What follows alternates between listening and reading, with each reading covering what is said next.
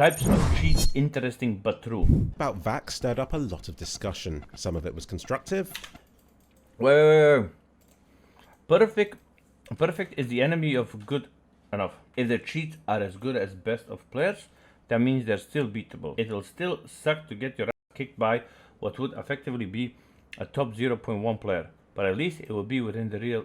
It was constructive, other bits not so much, and some of it was very memeable.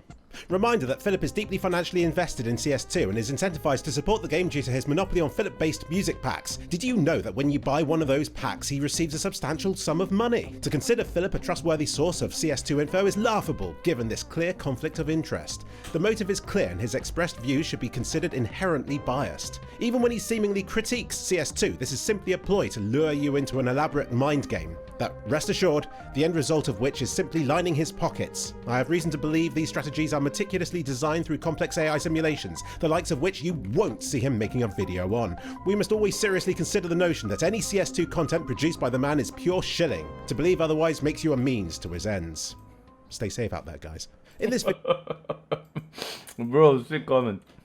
video, I will touch upon some of the more well thought out and interesting messages I received, like that one just there. And I'm going to do so because they're interesting. But take this video with a pinch of salt. I can't verify how knowledgeable these people are, but I think you'll find what they have to say very interesting, even if they might all just be Valve shills. Now, people pointed out that the bots on deathmatch servers were there to grind accounts and achievements, and not to mess with anti-cheat.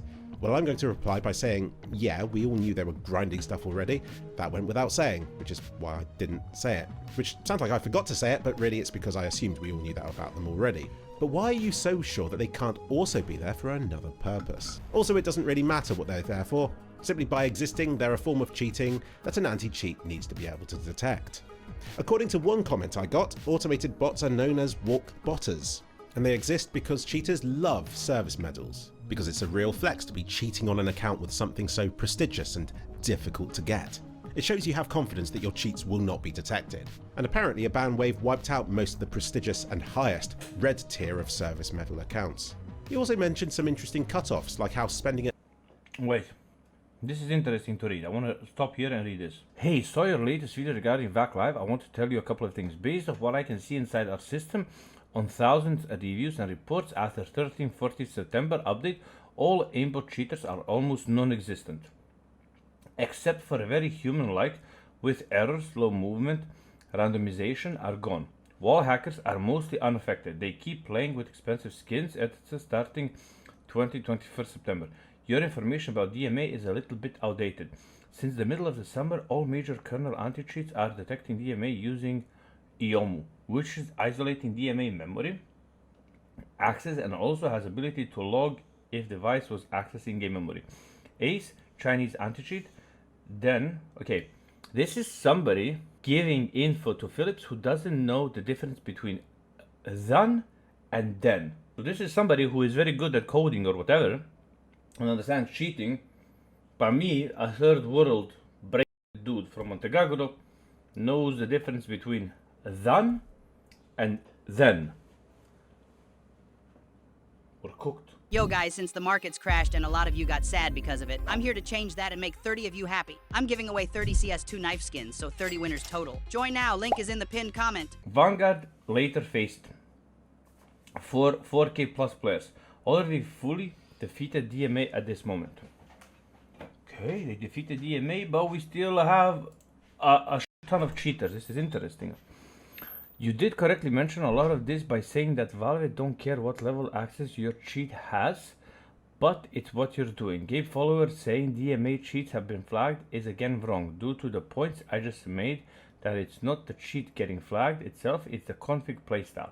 DMA cheats with how VAC currently is will never get detected, only features playstyle. People who report more cheaters, the lower trust they have. The way trust works in CS2 is simply money. An account is perma green trust factor if 500 USD total spent. Checked here. If you spend a large amount of money at once, you will go green trust factor, but you will stay perma green if your total spend is 500 USD. This is known in the cheating community and I have personally tested this myself multiple times and it's true. Sorry, that's a lot of text. So you get green trust factor if you spend $500 on the game. Can't somebody sue Valve for this? That they're giving you better games with less cheaters if you're spending money. So somebody who doesn't have money and plays CS is basically gonna have cheaters and red factor because he doesn't spend money on the game. But the guys who spend $500 plus get green trust factor and get games without cheaters. Isn't this something that Valve can get sued for? Before walkbotting was a thing, there was a huge boosting system, apparently very prevalent in China, which was done on Vertigo or in Flying Scoutsman, where 10 bot accounts would queue up, fully populating a server, and they'd give one of the teams the win or a draw for experience and drops. All this has now been replaced with walkbotting, where all the bots exist among us, hidden in plain sight. And while you might spot it when these bots are obvious, many do take precautions and measures to make them harder for you to spot. It's a bit like CGI in movies. You only spot bad CGI, which makes you think that all CGI is bad. But it isn't. There's a lot of good CGI, and it's invisible. Same with these walkbotters. Now, if these bot players are spectated, some of them will go still to make themselves look less suspicious, or they'll simply disconnect from the server and join another one instead. I've seen this happen in the past, although not in recent weeks. And I suspect this sort of behaviour would be very easy for Valve to be able to spot and to blacklist. But what do I know? AI players. A good thing? Near the end of my last video, I said that bots are being trained to mimic humans so closely in order to not get caught by VAC systems. And then I pointed out that an unintentional benefit of this would be that they could double as great bot players to populate the game with in the distant future when there are no longer enough human players to play against. CS2 does already have bot support, but they're fairly primitive and bot-like, compared with a more elaborate AI-trained model. But how would such a transition occur towards this AI-populated future of CS2 that I envision? Games like... But will that be fun to play? So we're going from playing at gaming places to playing online to now, because of cheaters not being able to play online, so you're gonna play at home with bots. And who are you gonna talk to? It's gonna make these kids antisocial. PUBG already have measures in place where they populate some of their servers at least partially with bot players. I'm not sure if they're AI, doesn't really matter. I love this. These bots are easy enough for me to kill, which makes it more satisfying for noobs such as myself to play the game. And it cuts down on wait times, as you don't have to wait for the server to be fully populated before commencing a match. And it softens the impact of a game's declining player base, and thus the impact said decline will have on its remaining player base. Although saying that, PUBG's doing pretty well as it is. Maybe in part thanks to its bot-populated servers. Guys, I'm running $55,000 per month. You have in leaderboard, so if you love Gamba, there's 3 leaderboards down there that you can check on my website. So check that out in the pinned comment. And now let's get back to the video. For some people, the appeal of a multiplayer game is to play against real players and to know that they're molding... Not even to play against real players, to talk to real players, to talk to real people and have communication and some plans and meet somebody and then have new games with that somebody and blah blah blah blah blah. You know, like you meet somebody in a game, you click, you start meeting every night playing, you get 2-3 more people you meet, you like, you enjoy. Then in a year you meet in real life, get a beer, I don't know, do a workout, driving cars, whatever. Like socializing through gaming. At their keyboard somewhere else in the world whenever you shoot them. And for those people, the concept of wanting to play against AI might be a weird and alien notion. So let me tell you why people might want to. I've always been more of a single player kind of guy. I grew up playing games against NPCs. I actually liked playing Counter-Strike because it let me create maps and then automatically populated them with bots which automatically knew their way around my maps. I like playing games like Age of Empires 2 against AI players because I can easily configure a challenge that I can enjoy, and since their ability is fixed, I can benchmark my progress in the game against them.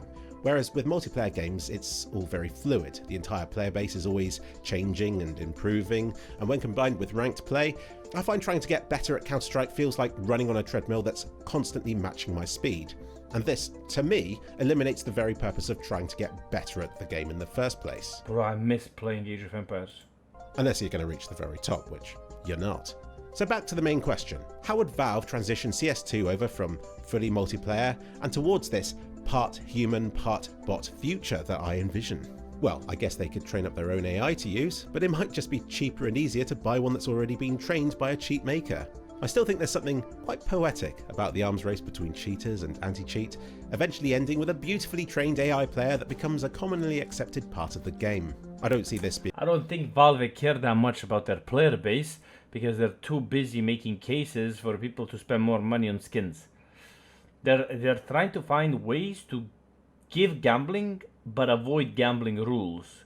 So I don't think they care much about providing players with what to play. being a reality for many years to come, by the way. And I think if they did do something like this, it would be very controversial right now. But still, fingers crossed, one day we'll get competent bot players. Expose.gg messaged me. This is a community-led Overwatch project where suspicious players submitted for users to review. You'll recall such a feature being part of CSGO, but in more recent years that's vanished, and if it does still exist then it's operating mysteriously and behind closed doors. I assume to prevent it from being messed with by bad actors. But with CS2 lacking such a feature publicly, Expose.gg have taken it into their own hands to build their own Overwatch system, and have made it into a game of sorts, with people gaining ranks for flagging player recordings correctly and so on. According to their findings, after the recent VAC update on September 13th, 14th, almost all aimbot cheaters were detected and removed, apart from those so flawed that they might as well have not been cheating in the first place. Wall hackers don't seem to have been... So now they're saying that the obvious spin botters got banned. But what happens if you still do the fast mouse movement? Do you get banned? Like that guy got banned for fast mouse movement. He got a game ban because he moved his mouse fast, or a VAC ban. affected by the ban wave, with many of them returning to the game a week after the ban wave occurred. I guess because they assumed it's safe again. A few people reached out to share all sorts of very intricate details about DMA systems. To try and put it simply, it involves cheats operating somewhere beyond the capabilities that anti-cheat can reach. You think kernel level's deep? Well, look at this diagram showing even more circles, even deeper into the circle. Meet system management mode, where the cheat runs on your computer's processor but like in another dimension to everything else, thus making it very hard to detect. And before people call for an anti-cheat that has access to that. I can't find the comment now, but someone told me that CS2 not having kernel level anti-cheat is a bit like leaving the front door of your house open for burglars to gain free access to your house. And I thought about this analogy for a bit and decided that a better analogy would be that kernel level anti-cheat is a bit like giving your house an extra door and the keys for that door to Valve, and hoping that they only use them for good and that they keep the keys safe and away from burglars. And that's really why people are against being forced to use kernel level anti-cheat, because it's adding an extra backdoor to your system, which is an extra vulnerability, and although the chances of it being exploited are slim, if it is abused, then the consequences can be severe. There's a way of detecting numerous DMA methods by using IOMMU, which detects if devices are accessing game memory. A lot of this isn't specific to Counter-Strike, seems there's an elaborate cheating community in many multiplayer games. And I was... Wait. Easy anti-cheat, start signing, okay.